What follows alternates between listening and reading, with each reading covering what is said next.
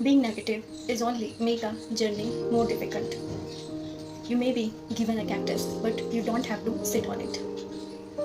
जो नेगेटिविटी होती है ना, वो भी हमारे मन को इतना भारी कर देती है कि हम किसी अन्य चीज़ पर पूरी तरह से ध्यान नहीं लगा पाते हैं।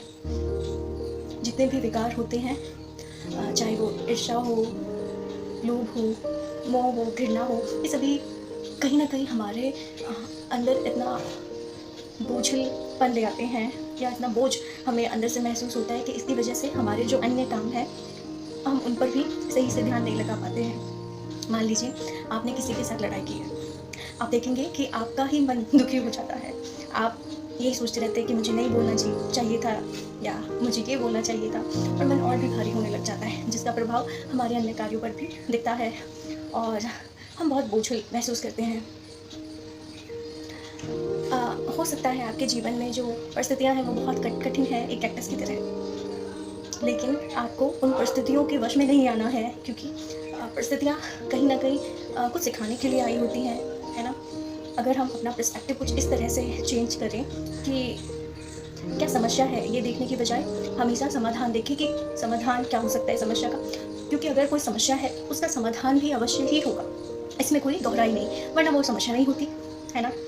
समस्या है तो उसका समाधान भी है। आप विपरीतार्थक शब्द पढ़ते होंगे, तो शब्द है तो उसका दूसरा विलोम अर्थ भी होता है। तो ऐसे जीवन में समस्याएं हैं तो उसका समाधान भी होता है, और आपको सिर्फ उस समाधान पर फोकस करना है, ना कि समस्या पर। हम क्या करते हैं, मान लीजिए इतनी सी समस्या है, हम उस पर इतना फोकस करते हैं कि मेरे जीवन में ये समस्या है, समस्या समस्या समस्या, और वो बड़ी बनती जाती है। अगर हम ये सोचें कि इसका समाधान ये हो सकता है, ऐसे ये तो वो समाधान भी बड़ा होता जाएगा, और आपकी जो समस्या है वो जल्द ही सुलझ भी जाएगी, है ना।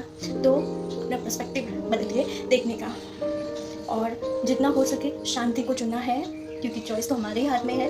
इससे पहले के वीडियो में मैं ये आपको बता चुकी हूँ कि सब कुछ चॉइस है ना। तो उस चॉइस में से हमें शांति को अपनाना है। जो ये विकार है ये हमें इतना दबा देते हैं कि वो धीरे धीरे हम पर ही हावी होने लग जाते हैं, और हमारे सुख चैन सभी को ले लेते हैं। तो हमें शांति को अपनाना है, धैर्य रखना है, और सभी समस्याओं को आसानी से शांतिपूर्ण समाधान की ओर देखकर सुलझाना है, ठीक है। तो हमें कैक्टस अगर थमा भी दिया हो हाथ में, वो परिस्थितियाँ जीवन में आ भी गई हो, तो हमें उन पर बैठना नहीं है, उन परिस्थितियों के आवेग में नहीं आना है, उन परिस्थितियों के वश में होकर कोई नेगेटिविटी को नहीं पालना है, क्योंकि वो बोझल ही होगा।